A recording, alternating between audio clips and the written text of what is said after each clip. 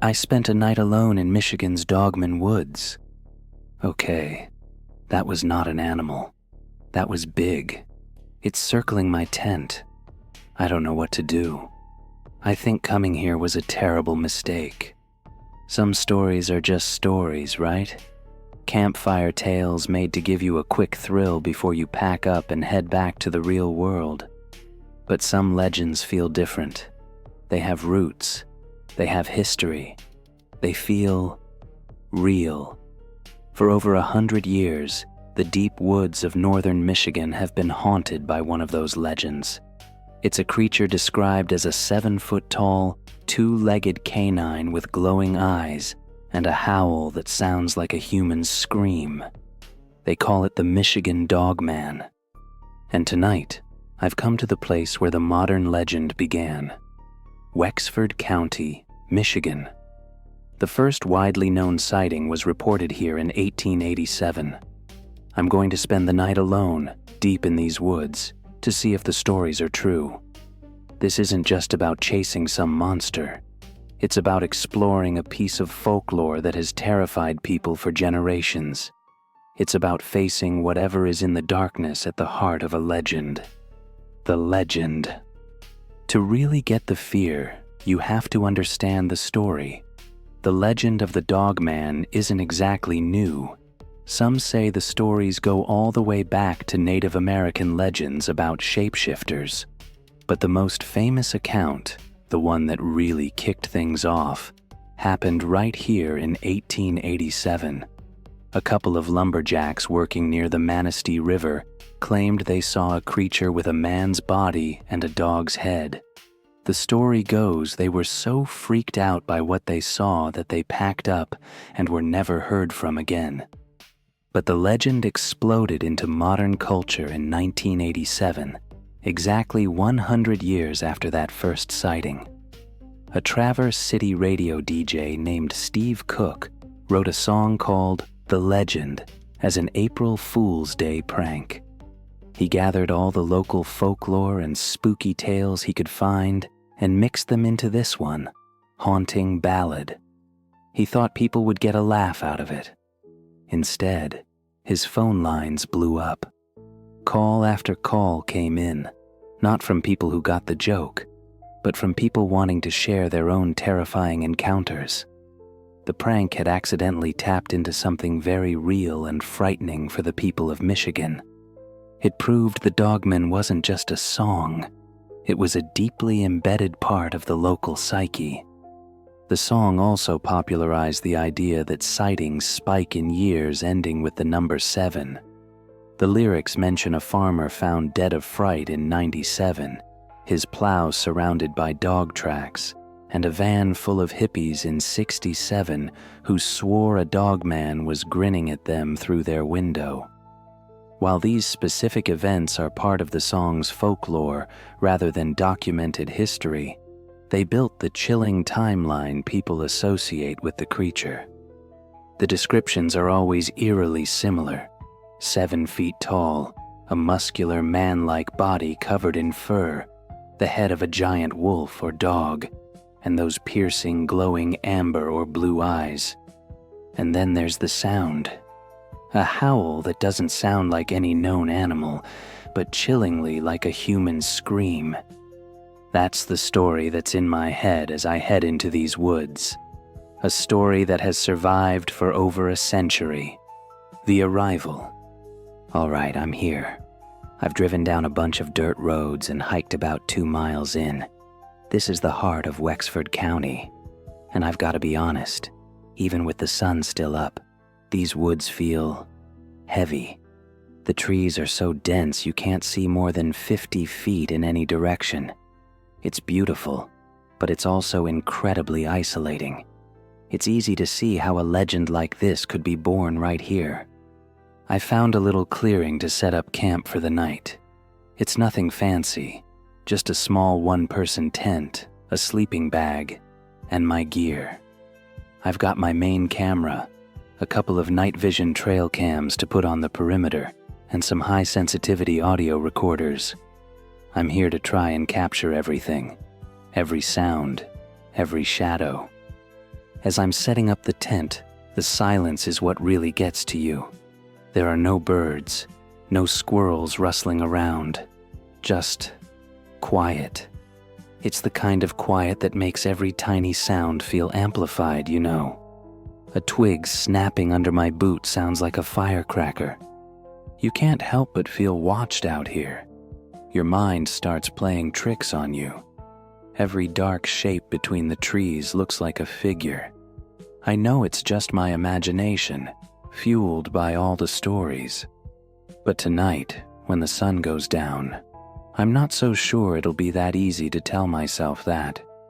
The gear is set. The tent is up. Now, all there is to do is wait for dark. The sun goes down. The sun is setting, and man, the whole vibe out here just changed completely. That feeling of being watched has cranked up to a 10. The temperature has dropped, and the woods have come alive with noise, but not the comforting kind. It's the sound of things moving just beyond the reach of my headlamp. I'm just sitting here by the tent, and every one of my senses is on high alert. The forest that felt kind of peaceful a few hours ago now feels menacing. The shadows are getting longer, darker. They stretch and twist into unnatural shapes. The sounds are the worst part. It's not one single thing. It's a rustle of leaves that sounds too heavy to be a squirrel. It's the snap of a branch in the distance that sounds way too deliberate to just be a falling limb. Is it a deer, a bear, or is it just my mind, primed by 100 years of folklore, turning something ordinary into something terrifying? I'm going to do a quick walk around the perimeter of my camp, check the trail cameras, and see if anything feels out of place. It's one thing to talk about this stuff from the safety of your house. It's another thing entirely to be out here, alone, with nothing but a thin layer of nylon between you and whatever is moving around in the dark. The legend feels a lot closer right now. The vigil. It's been about 3 hours since sunset. The cold has really settled in, and the darkness is absolute outside the little bubble of light from my headlamp. I've just been sitting, listening, and the sounds are getting weirder. About 20 minutes ago, I heard what sounded like slow, deliberate movement in a circle around my campsite. It would stop for a few minutes. Then I'd hear it again from a different direction. It's probably just a deer, I keep telling myself. But it feels methodical. It feels like I'm being scoped out. I read this weird piece of folklore online, maybe part of the legend, that the dogman can be deterred by loud clapping. It sounds absurd, I know, but right now, I'm willing to try anything to break this tension. Did you guys hear that? The second I stopped clapping, all the other forest sounds just stopped. The crickets, the rustling, everything went dead silent. It's like the whole forest is holding its breath. Okay, that was the opposite of what I wanted to happen. That made it so much worse. The feeling of being watched is overwhelming now.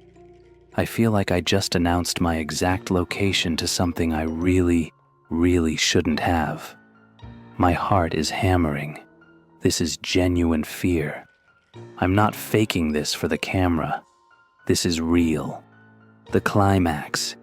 It's happening. The sounds are getting closer. That slow, circling patrol has turned into something more aggressive. Okay, that was not an animal. That was big. It's circling my tent. I don't know what to do. I think coming here was a terrible mistake. It's right outside. I can hear it breathing. It's this low, guttural sound, like a growl but deeper, raspier. My God, I'm not moving. I'm just trying not to make a sound. What was that? That was not a coyote. That was not a wolf. That was the scream they talk about in the legends. It started low and rose into this high-pitched shriek that sounded disturbingly human. It came from just over there, maybe 100 yards away. I have to know what that was. I know this is a stupid idea, but I have to look. I'm slowly unzipping the tent. My hands are shaking so bad I can barely grab the zipper. I'm just going to peek out with the night vision camera. Just for a second. There's nothing there. In the spot where that sound came from, there's nothing. But the feeling that something is standing right there, just beyond the trees, watching me. It's suffocating. I'm getting back in the tent. I am not going back outside until the sun comes up. I don't care what else I hear. That scream, that's going to haunt me for a long, long time. The morning. The sun is up. I have never been so happy to see the sunrise in my entire life. I barely slept. Every tiny sound had me jumping. After that scream, the woods went quiet again, but it wasn't a peaceful quiet. It was an empty, predatory quiet. As soon as there was enough light, I got out of the tent to do a quick sweep of the area, and I found something. Right over here, on the edge of the clearing where I heard that scream. Look at this. There are tracks. And they're not deer tracks. They're not from a bear. They're huge, like a massive dog's. But the spacing is all wrong. They're too far apart, almost like whatever made them was walking on two legs. Look, I'm not an expert tracker, and I know your mind can see what it wants to see. But these look exactly like the tracks people describe in the stories. This, combined with that scream. I'm packing up my gear as fast as I can. I just need to get out of these woods.